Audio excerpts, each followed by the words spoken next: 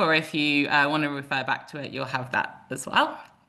Um, cool. So I think we can kick off, Cara, and as people um, join, I'll just let them in as well.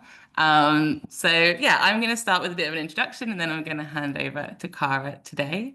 I really wanted to do this webinar on marketing essentials, and Cara and I were having this chat at the start because I think marketing can sometimes seem very corporate or maybe a bit kind of overwhelming or scary or like selling.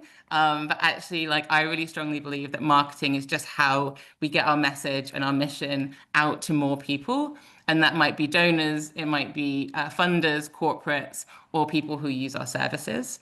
And so Cara is a marketing expert, and she's going to take us through the key marketing fundamentals, why the whole funnel matters, and also some real practical actions that you can put into practice straight away.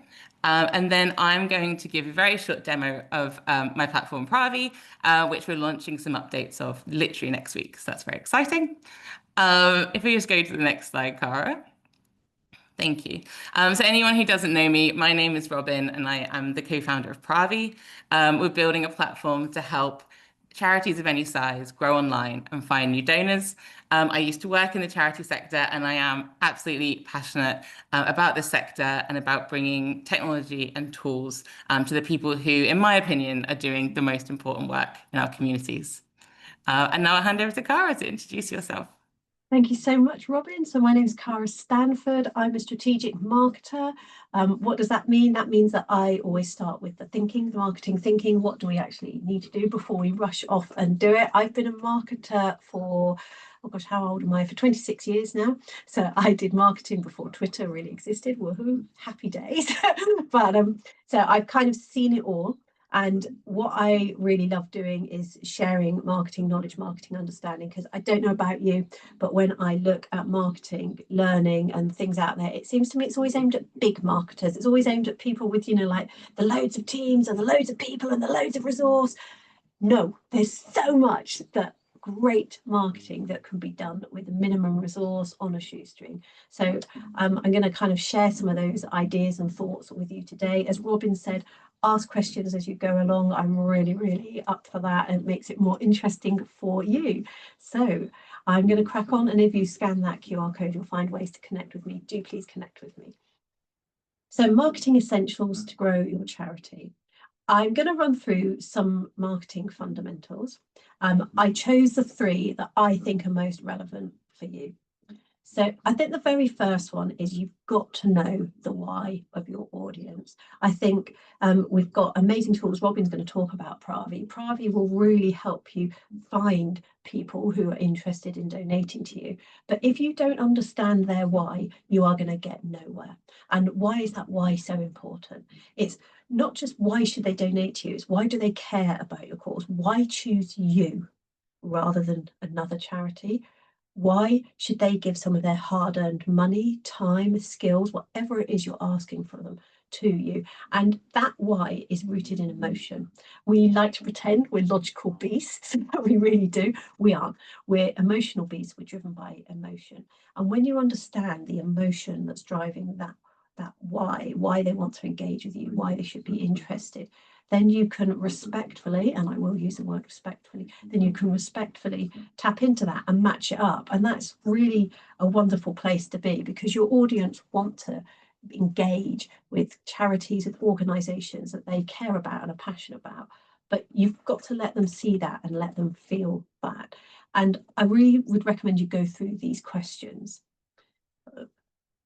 I always think about your emotional why, and where there's a lot of marketing can talk to some of the angrier emotions. Well, sometimes that can be a good thing, because if people are passionate about something and they want something to change, they might see your charity as the way to make that change, and that might come across as anger. And it might be things like, are you really cross about this? Well, so are we, and we decided to do something about it, to not just sit there and get cross. You can see how you could take that kind of tapping into a negative emotional why, but then it could be, you really you love creating change, you love seeing this type of thing happening in the world. Well, that's exactly what we're about. Your marketing has to speak to their emotional why. And when I mean your marketing, I mean all of your messages, how you're engaging with them, how you're connecting with them, even your branding, your images, it's speaking to that emotional why. The other thing I will finally say about emotional why is it will change. And it will change as the people that you're trying to engage, as their world changes.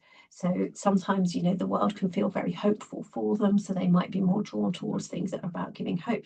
Sometimes if the world feels very kind of sad or low for them, they might be tapping into that anger emotion of let's change this. So the emotional why is never static.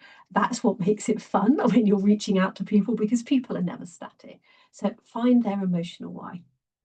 The second thing that I will say is focus on what you really, really, really need to do. You might have heard of the term vanity metrics when it comes to marketing.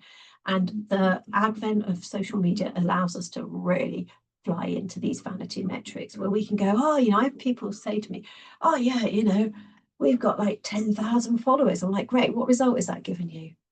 What's that actually done for your organization, for your charity? What's it given you? It's like, don't chase these likes and comments and the viral phenomenon if it's going to do nothing for you. And so what was I trying to go on a little bit? Oh, why won't it move forward? Sorry, Robin. Oh, No, that's okay. Are you okay? that's Oops. no, can you see it's That's all right. We're just gone down to you just need to present again. Yeah, all present good. in full? Good old technology. Apologies, everyone. I was hitting a button somewhere. So I think when you want to, we need to make sure that you are focusing on what you actually do and what you really need to do when it comes to marketing. And by that, I mean saying your marketing has to achieve your goals. If it does not achieve your goals, it is a complete waste of your time and money and effort. I remember having an argument with someone once saying marketing that doesn't achieve goals is called art. And there is a very good place for art in this world. It is not when you are spending money and time to try and achieve goals. And to be really clear about what the goals are. Is this something that you are doing to bring in the money, to find donors, to get more money? Is it to help you find service users? Is it advancing your cause? Is it making your cause more widely spread and more widely known? And what's the impact of that going to be? Always, always, always link your marketing back to your goals. And, just try and avoid that. Is it just about making you feel good about yourself? Going, yeah, I got 500 likes in 10 minutes on that. Well, as I always say, if you just want to chase the likes and things, listen, puppies, kittens, firefighters, either gender, half naked, that's going to get you your likes. It's not going to get you anything else. Being really, really honest here. Is it sometimes about box ticking? That, oh my gosh, I just know that I've got to shove something up there, get something out because I'm under pressure and I need to look like I'm doing something. Is it about keeping key people happy? We've all been there. Oh, the trustee said that they were on Instagram last night and they didn't see anything that we'd put out. It's just like, well, sometimes it's easier just to tick that box. I know where I've just gone, oh, just shove something up, just get them off our back. Sometimes it's worth having the conversation saying, well, I can do that, but actually that's going to take this much time, money, and effort, and it's not going to get a result. Whereas if we invest in this, it's going to get a result. There will come a time when you need those conversations. So your marketing has to achieve your goals. And I would say it's kind of looking at, oh, this slide looks like it's out of order. Oh, apologies. Yeah. So it's how do you figure out what your goal is? So what I would say is you take your most loyal donors and you reverse engineer their donation journey. So you can say, right, actually, instead of chasing, let's take the example of Insta, instead of chasing Insta likes, comments, things, we can see that when we've looked, we've had 5 really amazing people donate to us. They totally get us. They've given us the right amount of money. Oh, they came from that advert in the Village magazine that we didn't think was going to bring anything in. That's why reverse engineering is really, really important. Go and look at that donation journey, analyze it, and then replicate the bits that work.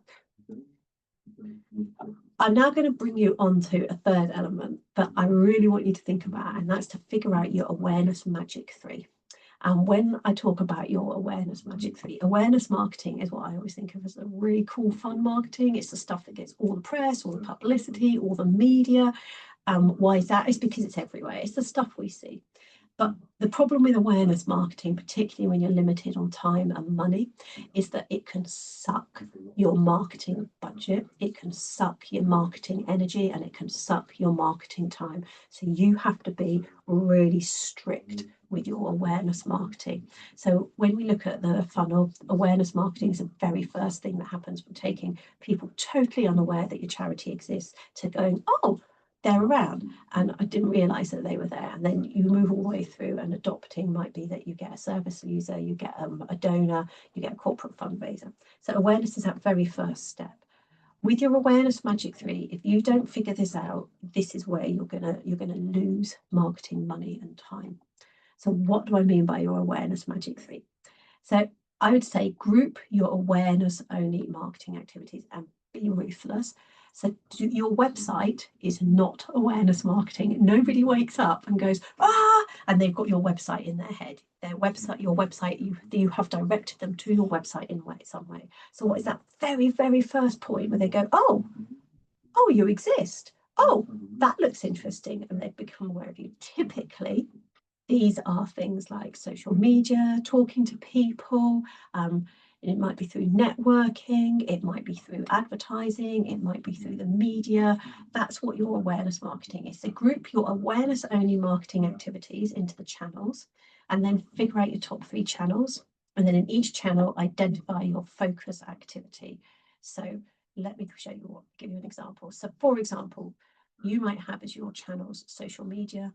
And when you've done that reverse engineering, you go, actually, Facebook is the one that works best for us. So that's your focus, number 1. Then you might say, right, another channel of ours is networking. We know that when members of our, when our volunteers, when I go out and I talk and I meet people, I always come back with something. So, okay, then when you look at it, you go, well, actually, another local network is the best for it. It's got the right people in the room. That's your focus. And then with digital advertising, so that's another one. It might be, right, actually, we know that if we put a few pounds on meta ads on Facebook, then we're going to get a good return. So we can ignore Google ads, we can ignore advertising, whatever it is, find the 3. Now, why do you need to do this? Why do you need to do this? It doesn't mean you don't do the others. It doesn't mean you don't do all those other awareness marketing activities. So it doesn't mean because Facebook is your focus social media, you need to ignore Instagram, TikTok, if you know that they're good for you. It means you focus on it. And by focus on it, I mean, if you're sat there going, okay, I've just got 100 quid in to do some adverts. I'm going to do meta adverts because I know that's my focus. I'm not even going to think about Google. If you've got 10 minutes of your time and you're thinking, I can go and do some really good engagement on one of the social media platforms, reply to some comments, maybe G up a bit more interest, you pick your focus one. That's what having your awareness magic 3 means. It's where you focus your time and effort. And I said, it doesn't mean you disregard the others, but when you've got that spare time, that spare money, you focus on it, but it's also where the majority of your time should be. Why? Because that's what's bringing you the results. And just using this technique, it just saves so much marketing angst. You're sat there going, oh, I've not posted on this. Oh my gosh, we didn't get to this event and we didn't get to that event and we didn't manage to. It's okay. There will be times when the only thing you can do is your magic 3. But if you know that they work, that's what you focus on. The next thing that I wanted to share with you is why the whole funnel matters. Why the whole funnel matters. I've already mentioned awareness marketing and how it can be a real money drain, how it can be a real time drain. But the problem is that when you only focus on your awareness marketing, or you spend the majority of your effort and budget on awareness marketing, you're actually missing out on a massive trick. And actually, long term, you will fail. I'm not going to even sugarcoat that. You will fail, and that applies to businesses. It applies to charities. Why? Why does the whole funnel matter? Well, because if people have already become aware of you and they've moved from that, oh, that looks interesting, oh, that's resonating with me, oh gosh, they're really kind of speaking to me, through to I'm interested, I want to find out more, let me go and have a look at their profiles, let me maybe go to their website if they've got one, let me watch some videos, oh, actually considering, I think I will donate some money, time, I think I will, recommend someone to them. So that's at the considering phase. And then if they've actually then taken an action, they have worked all the way through that funnel. You have invested time, money, and effort to help them work through that funnel. That might be you in person, it might be through your marketing, through your communication material. They have invested time, money, and effort to then get them to that point where it says adopting, which is where they take that action, where they're giving you that donation, where they may be engaging with your service, sponsoring, and to then do nothing else with them or to ignore them because you just want more awareness and you want to bring in more. It's just economic nonsense, because if you think about all that effort on your part and their part, you've got to capitalize on that. You've got people who already like you and already know you. Then you want to make them loyal. I'll come on to what loyalty means in a minute. But the other reason the whole funnel matters is because you have data in there. Even if you've only got 5 people that have worked through there, or maybe one person, that's giving you information. And that's where you can start to unpick that data and go, well, how did they find out about us? What was it that drew their attention? What was it that made them go, yes? How could we have done that faster? How could we have been quicker with that? And I'm just going to briefly mention it because I know Rob will talk about AI. But AI is a real leveler, and it's allowing small organizations like ours to actually do things faster, so we can go, right, well, we know that people really liked that phrase and that image. Well, we can recreate some of that quicker and faster. Let's go to the 3 R's of loyalty. So the whole funnel matters. You've got people at this adopting stage. Now you want them to be loyal.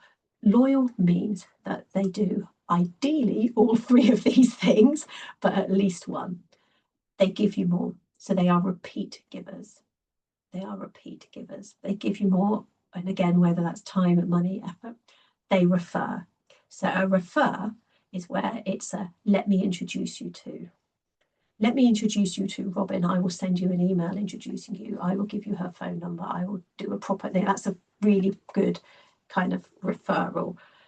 Or they recommend, they go, oh, you've got to really go and check these guys out. These guys are going to help you. You've got to really go and check them out. Oh, they're doing great stuff. So you want the 3 R's of loyalty. But you have to work to get that. You have to work to get that in your marketing. Marketing does not stop at awareness. It does not stop at getting money, time, skills off people. It carries on through to loyalty. And when I say you have to work at that, it might be that actually when you look at your effort and budget across the whole of your funnel, that you put in almost as much at the loyal stage as you do at the awareness stage. Now, the awareness stage is really important because you need to keep bringing new people in, because as we know, donors can disappear.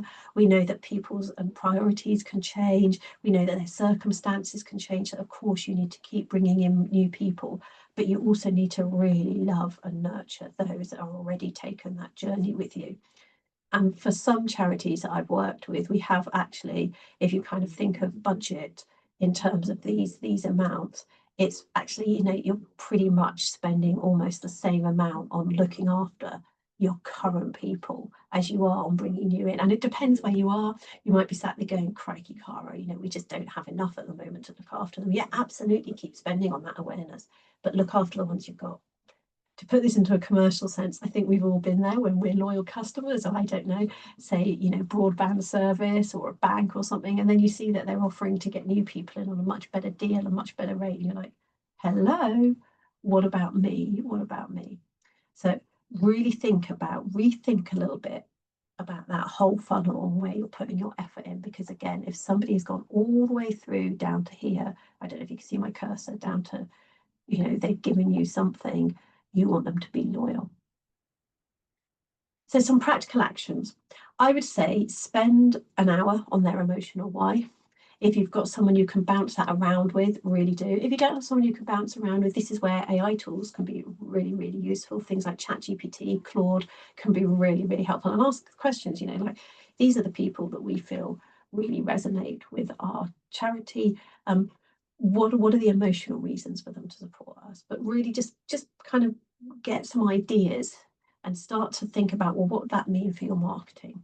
Ruthlessly, and I mean ruthlessly, reverse engineer how you get your most loyal donors. Try to drop what you prefer doing. It's quite funny when you work with this because people go, oh, well, I think, we got most people from that really nice kind of coffee and cake thing we go to every month. It's like, no, you didn't. Look at the facts. Look at the facts. You like going to that and it's nice. That's fine. But where did they actually come from? Where did they actually come from? What was that whole funnel journey? And I do mean that whole funnel journey they took. How did they first become aware of you? Where did they ping to when they were aware of you? Did they pick up a leaflet that they read? Did they go to your Facebook page? Did they go to your Insta? Did they go to a website? What was it? Then how did they get in touch? That's what I mean about ruthlessly reverse engineer. You've got to look at every single step that they took. And then figure out your awareness magic 3 so you know where to focus, so that you don't fall into that awareness trap of just spending so more and more time, money, effort on awareness, more and more and more and more. Look at your current data, analyze it. You've got data in your funnel already. And then revisit where in the funnel you put your effort and budget. If people have already come through and they're already giving to you, then look after them, really, really look after them. So if you would like more marketing advice, I offer lots. I have lots of free resources. I would say sign up to my mailing list is a good place to start. I also have free virtual marketing coffee breaks. That's where we all get together. People just hop in by 2:15 and we talk about a marketing topic. At the moment, we're doing a lot on AI and marketing, which Robin is the queen of. She knows a lot more about that. And there's my email address if you need me. So I'm going to stop sharing and hand over to Robin now. Thanks so much, Cara. That was so interesting. I was also just thinking as you were talking, like, I don't know if you have a view on this, but how it can take a long time for people to go down that funnel. Yes. So Yeah. someone might have entered that like awareness like years ago, potentially. Yeah. Yeah. And I think that's part of the thing too, is with marketing, there's a really fine balance between being consistent and keeping going and knowing when something isn't working. And one of the biggest problems that I do see is people stop their marketing too soon. They go, oh, it's not worked. And actually it's because the people that you're reaching, they are taking time to work through that funnel. Again, that's why it's always really, really good to reverse engineer. And it is tricky. Marketers often refer to that top of funnel part as the dark funnel because you don't know who's watching you. Yeah. I know from my own personal experience, there are some charities that I've literally hung around for probably 2 years and that I've gone, oh yeah, I really should kind of put my money where my mouth is now. And that's just my personal timeline. But again, look at your data. And I know that things like Pravi might be able to help with that, with how long actually does it take people to work through.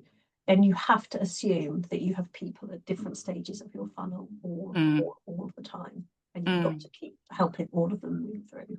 So, and as you say, it's just like you never know who's watching, like we were saying never know. before, and like this is the case for small charities and like small businesses. It's like people will see your posts and they don't do anything. Like they don't comment, they don't Yeah, like, they are seeing it, and yeah. like that's all part of the funnel. It is, and a big part of your marketing, gosh, there's so much we could cover with marketing, but a big part of your marketing messaging is you have to do the ask. And sometimes you ask, again, it's that emotional ask, but it could be a kind of things like, we know you're watching us, we know you love what we do. Can you make sure we can keep doing it? Donate now. Just as simple as that.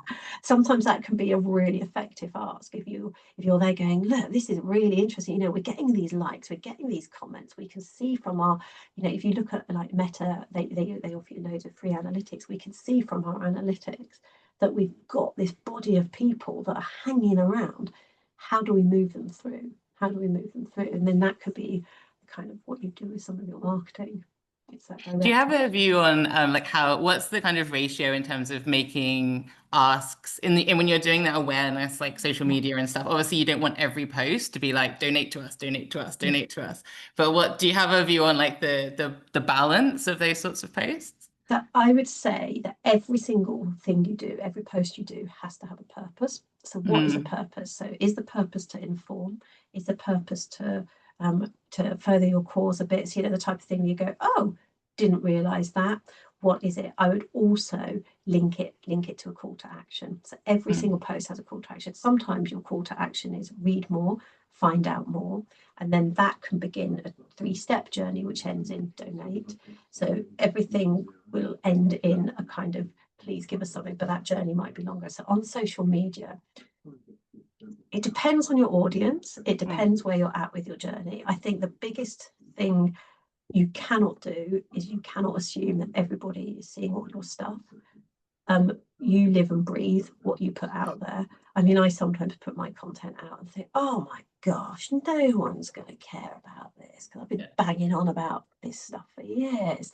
No, they still do because they don't notice because they're doing other things. But I would say at least a third of your content should be a clear, this is how you can donate. On social media, the awareness. I really, really do. And I think as you get through your funnel, I think it can be, and that can be subtle content, you know, so it could be, here's something interesting and here's a donation button at the bottom. It could just be a big donate now as a one whole post, for example. And then on your e-shots, and if you're sending out emails and things, I just think even as a little signature at the bottom, it can even be, you know, a little thing just saying donate now, one line with a hyperlink. It could be a fat button. I just think you've just got to keep putting it in there in different ways, constantly, but at least a third. And then I guess see which ones people click and which ones people like get click. the reaction, get the action. Yeah.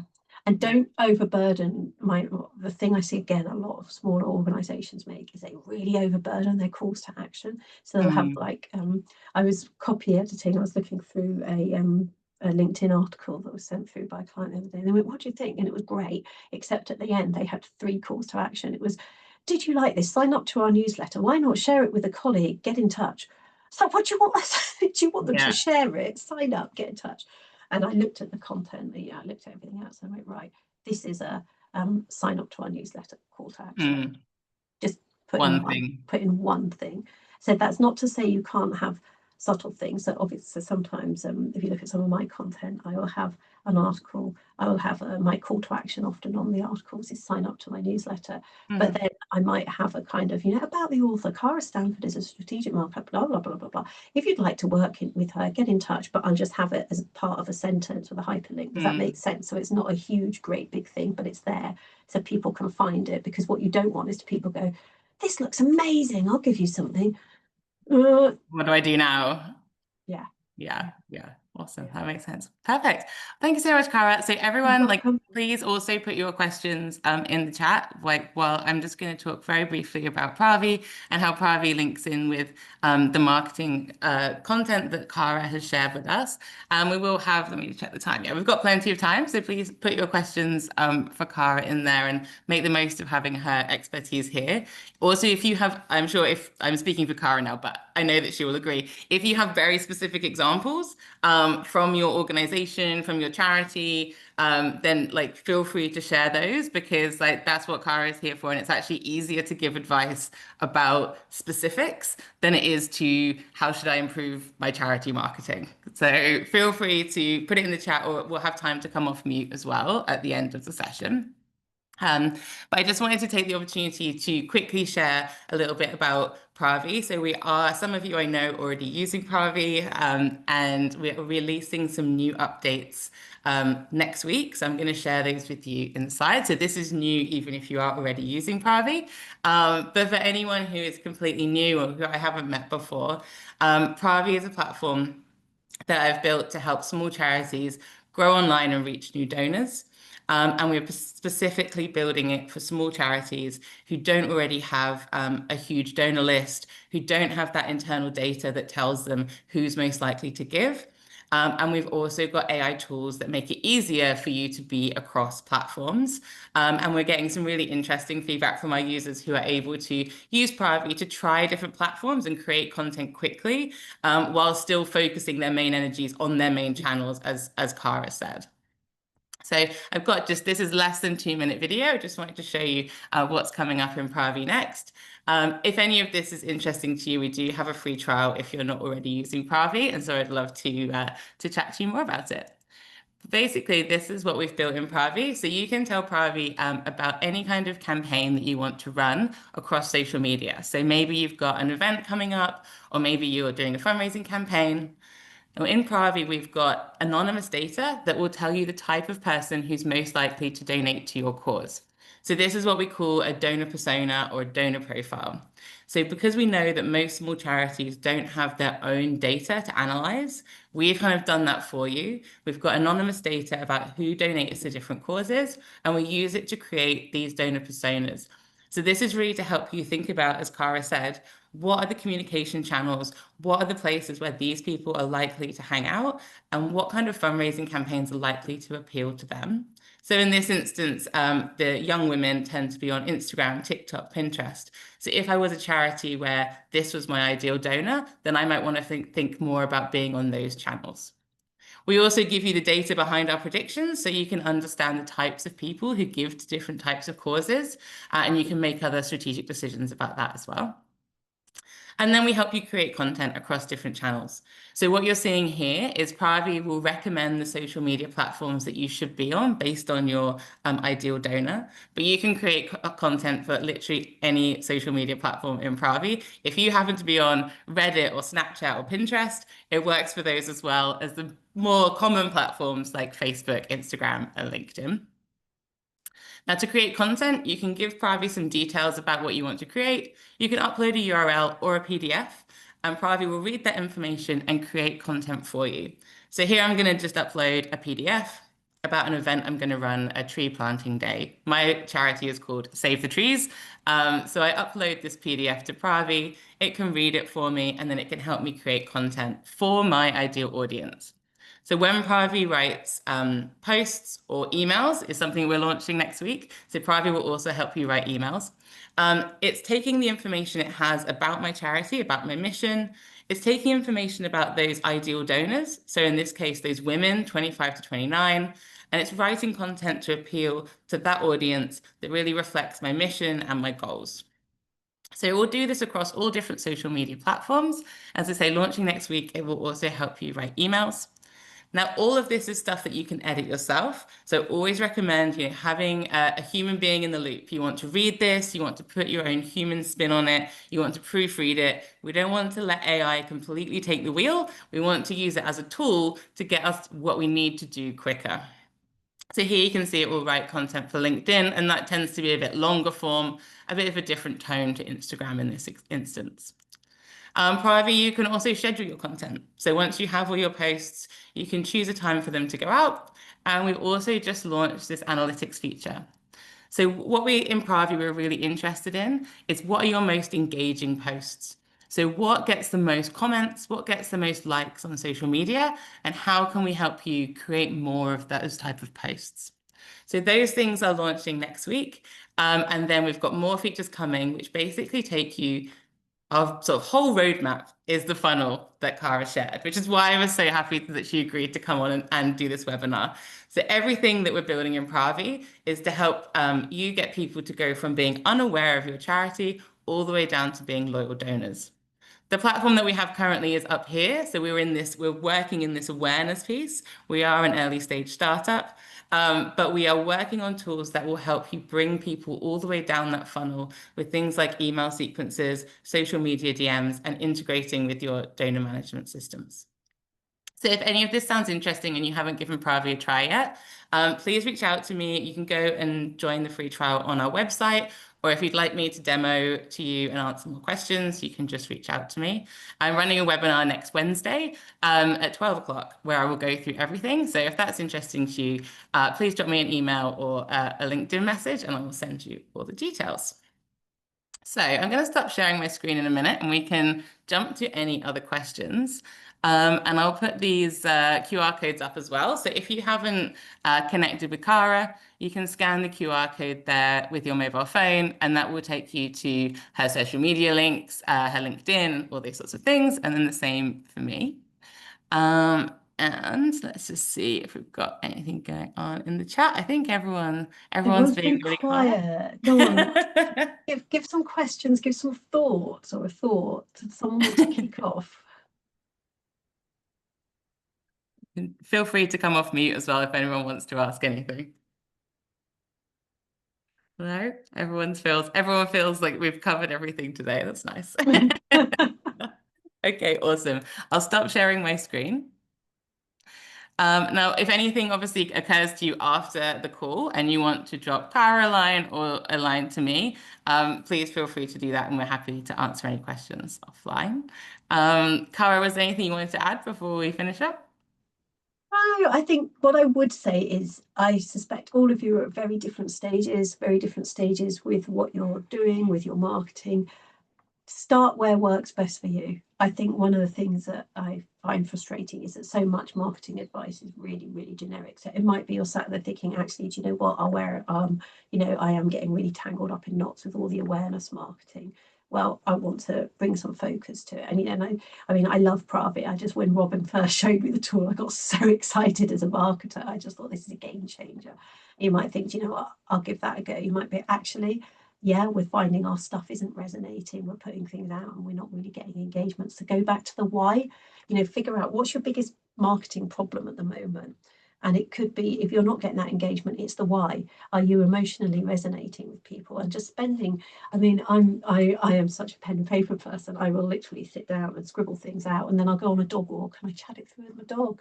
And I'll just go, oh, what do you think? Whatever works for you, but just think, what do you need help with right now? What's going to get you unstuck, or what's going to boost your marketing? You might be sat there going, actually, do you know what? It's this loyalty piece. It is this loyalty piece. We really need to look at how do we give some love to the people that have already kind of engaged with us and given us some money and donated. How do we resonate with them? So pick an area, your stickiest area, and work on that first, because then you're going to get the results, which are then going to make you go, actually, I want to carry on doing more and more and more and more.